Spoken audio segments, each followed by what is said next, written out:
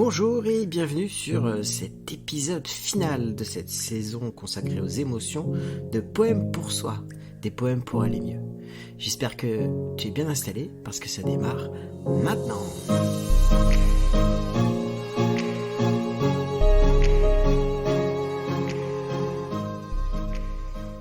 Mes sentiments.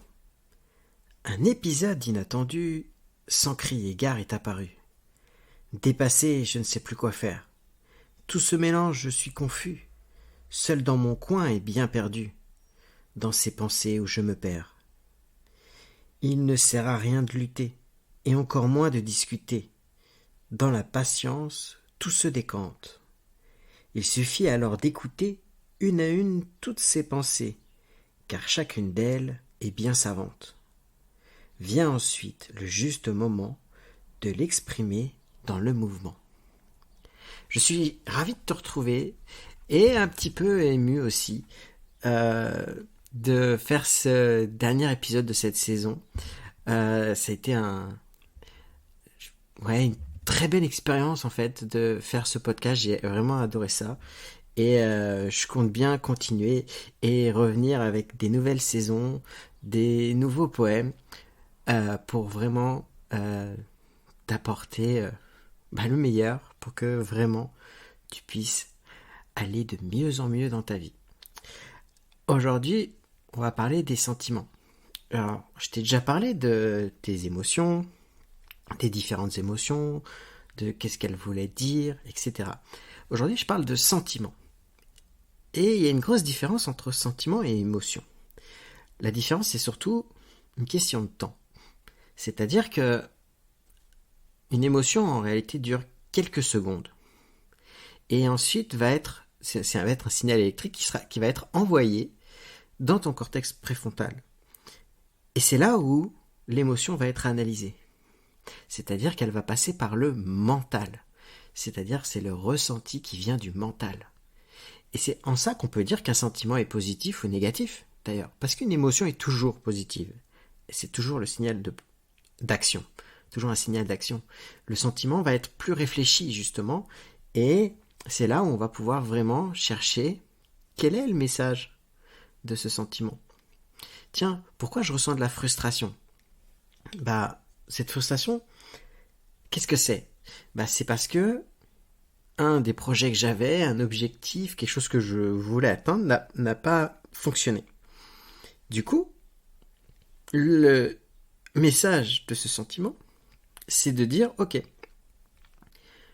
par rapport à ce que tu veux, regarde si tu peux pas changer ta manière de faire, apprendre quelque chose de nouveau, ou tout simplement être encore plus patient. Et quand tu arrives à répondre à ce message, à poser une action, ce sentiment diminue, voire disparaît, et tu te sens juste bien. Et c'est comme ça que va fonctionner tous tes sentiments. Tu vas pouvoir les analyser comme ça, et de te poser vraiment la question, quel est le sentiment que j'ai ? Et surtout, qu'est-ce qu'il est en train de me dire ? De l'écouter. Je t'en avais déjà parlé, mais là on va rentrer un peu plus dans le détail. Parce que, en vérité, quand tu vis une situation, c'est très rare que tu sois uniquement dans une seule émotion, dans un seul sentiment. Il va y en avoir plusieurs. Ça va être une composition de sentiments à l'intérieur de ta tête. Et c'est exactement ce que j'explique dans le poème. Un épisode inattendu, quelque chose qui arrive, on s'y attendait pas.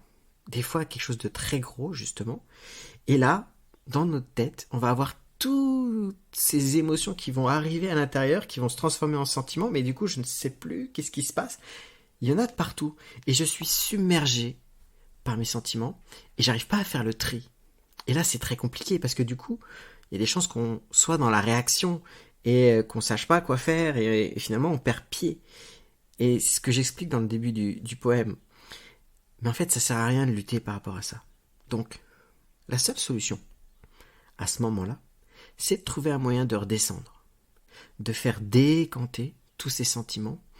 Parce que, je me rappelle dans mes cours de chimie, quand on faisait de la décantation, l'idée de faire la décantation, c'était de transformer un mélange de plusieurs solutions, de plusieurs produits, qui étaient mélangés, et bah juste en les laissant décanter, en les laissant reposer, ils se mettaient sur des phases différentes et se séparaient petit à petit. Et c'est exactement ce qui se passe avec nos sentiments. C'est-à-dire que tu vas avoir tous ces sentiments que c'est comme si on t'avait pris la tête et qu'on t'avait secoué tous tes sentiments et que c'était tout mélangé et que tu n'arrivais plus à faire la part des choses. Donc, des fois, ça peut être juste, ok, la patience, attendre un petit peu, que ça redescende. Ça peut être de prendre une tisane qui calme, ou même des plantes qui calment.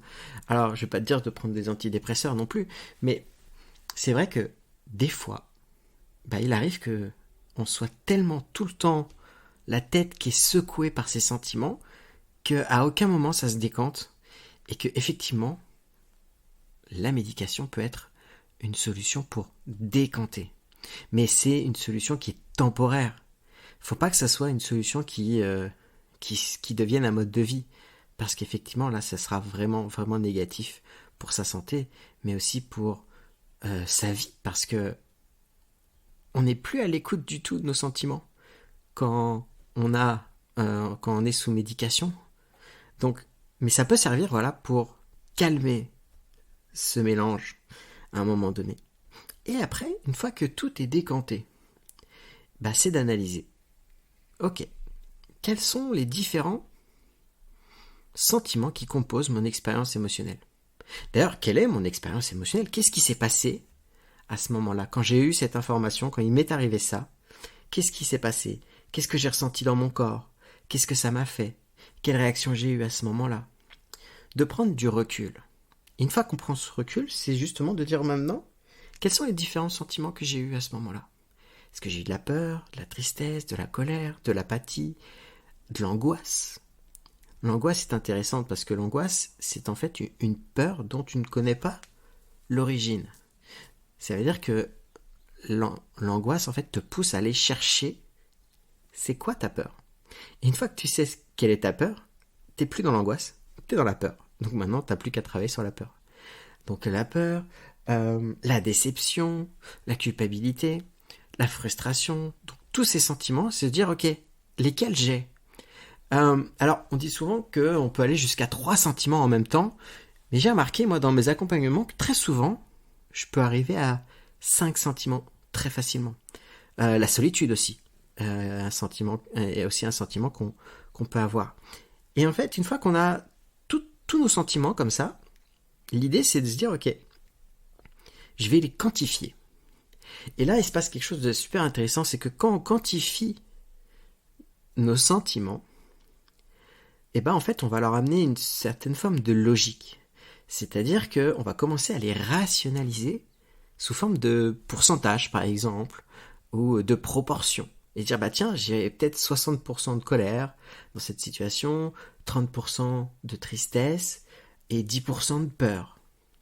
Et rien que le fait de commencer à le quantifier nous fait sortir finalement de ce côté émotionnel de la situation et commencer à se poser et de rationaliser. Donc ça, c'est une étape hyper intéressante. Et ensuite, ça va être de travailler chacun de ces sentiments. C'est ce que je dis dans le poème. Il suffit alors d'écouter, une à une, toutes ces pensées. Car chacune d'elles est bien savante.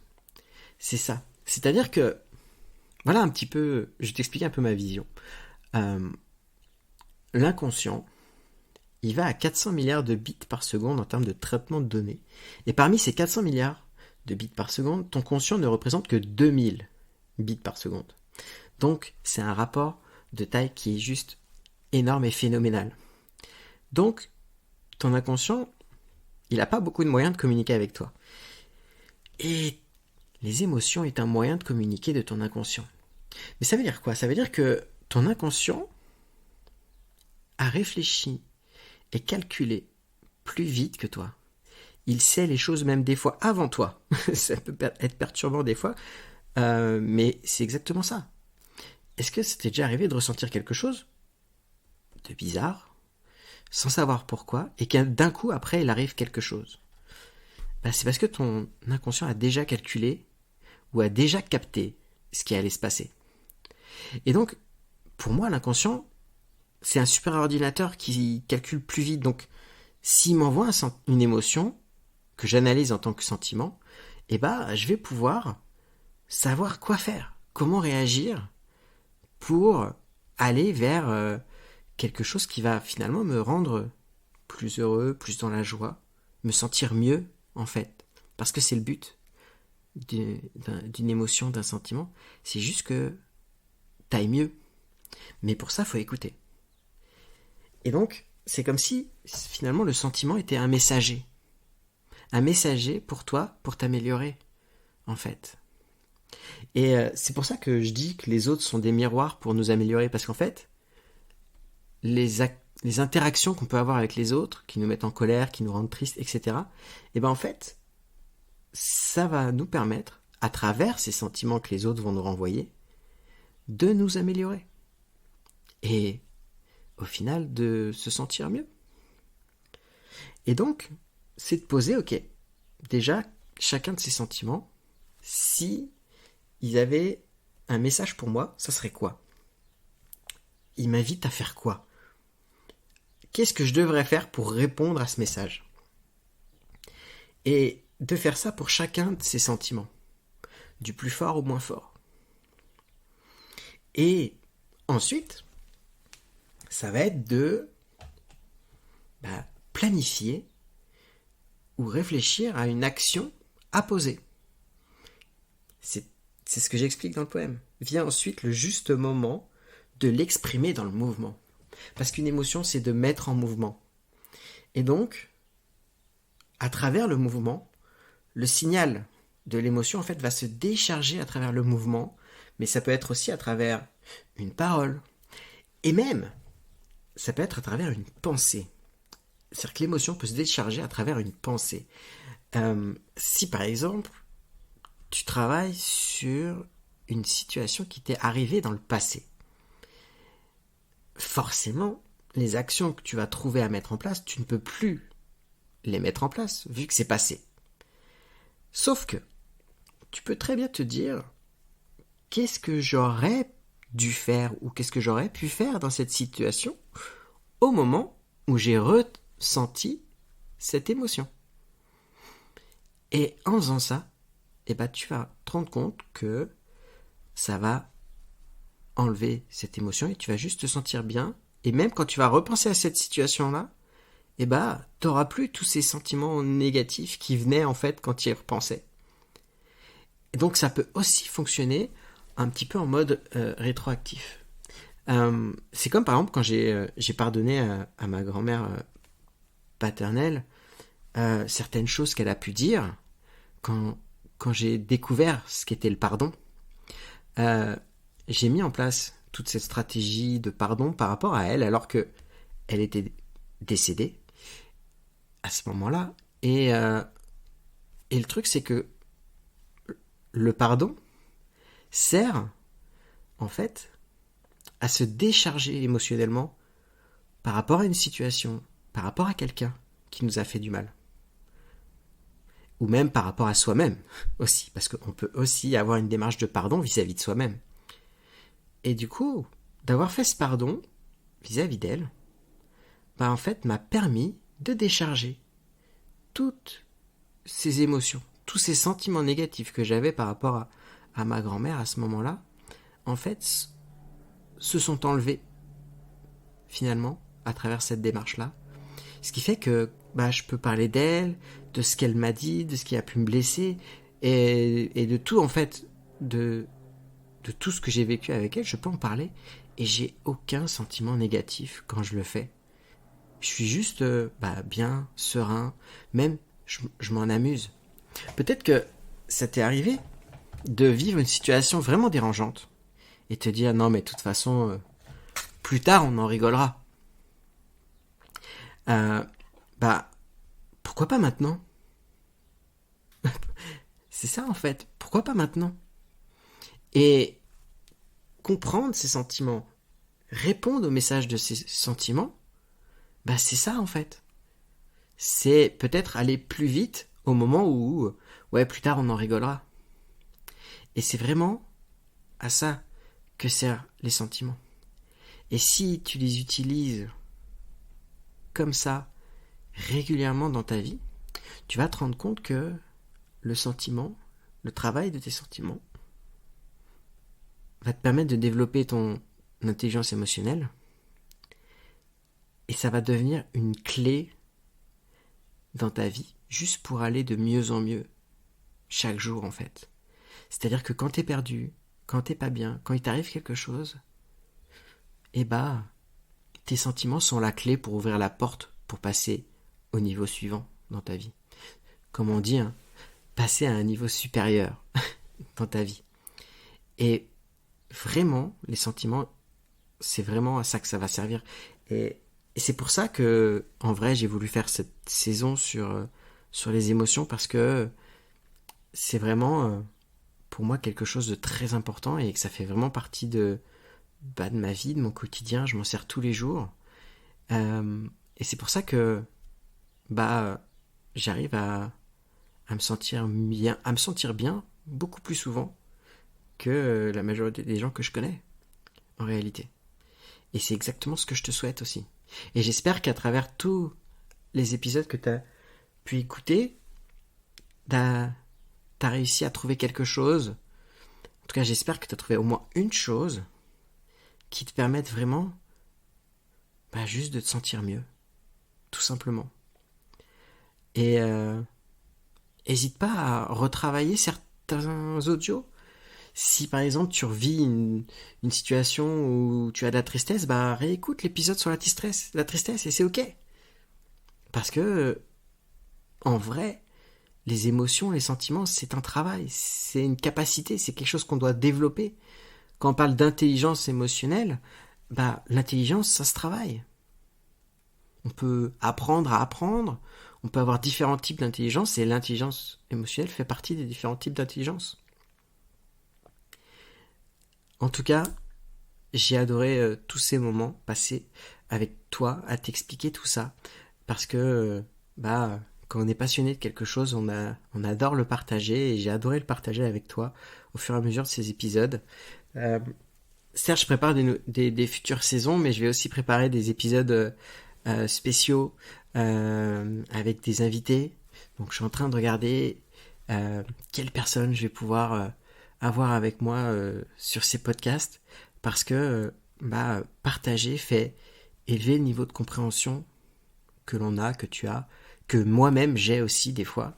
Ça permet d'élever tout ça et de pouvoir mieux comprendre ce qui se passe autour de nous, mieux se comprendre soi-même et aussi mieux comprendre les autres, juste pour pouvoir avancer avec beaucoup plus d'harmonie dans sa vie. Je te remercie. Tu peux toujours me retrouver sur les réseaux sociaux, Facebook, YouTube, mon site internet alantapierre.fr où tu peux avoir le lien pour pouvoir commander mon livre.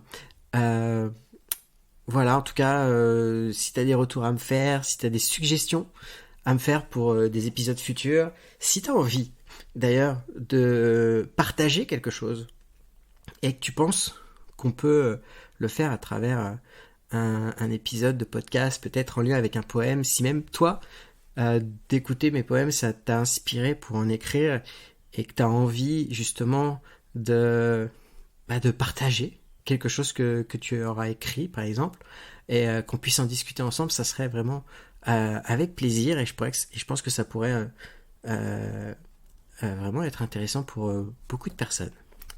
Donc voilà, et puis écoute, je te souhaite une belle journée ou une belle soirée ou une belle nuit, peu importe à quel moment tu écoutes ce podcast, et je te dis à très bientôt. Ciao. Mes sentiments. Un épisode inattendu, sans crier gare, est apparu. Dépassé, je ne sais plus quoi faire. Tout se mélange, je suis confus. Seul dans mon coin et bien perdu, dans ces pensées où je me perds. Il ne sert à rien de lutter, et encore moins de discuter. Dans la patience, tout se décante. Il suffit alors d'écouter, une à une, toutes ces pensées, car chacune d'elles est bien savante. Vient ensuite le juste moment de l'exprimer dans le mouvement.